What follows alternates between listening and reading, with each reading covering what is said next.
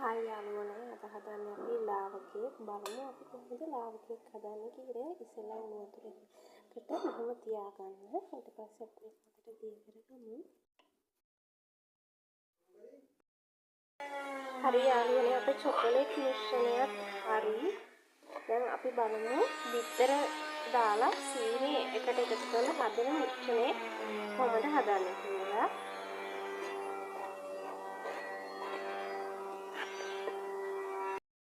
බිත්තරයි සීනි හොඳට කවලම් කරන්න ඕන.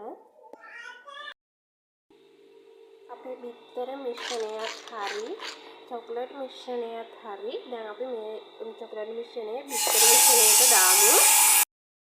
හරි දැන් මේක හොඳට කවලම් කරගන්න ඕන අපේ චොකලේට් මිශ්‍රණය. අපේ චොකලේට් මිශ්‍රණය දැන් හරි. අපි ඒකට දැන් එකතු කරන්න ඕන පාන් පිටි. හරි අපි දැන් ඔක්කොම කරලා ඉවරයි. පාන් පිටි දාලා ඔක්කොම අපි හදාගෙන ඉවරයි. දැන් අපි මේක රයිස් එකේ තියමු. හරි දැන් ඒකත් හරි. අපි දැන් මේක රත් වුණාට පස්සේ කොහොමද කියලා බලමු.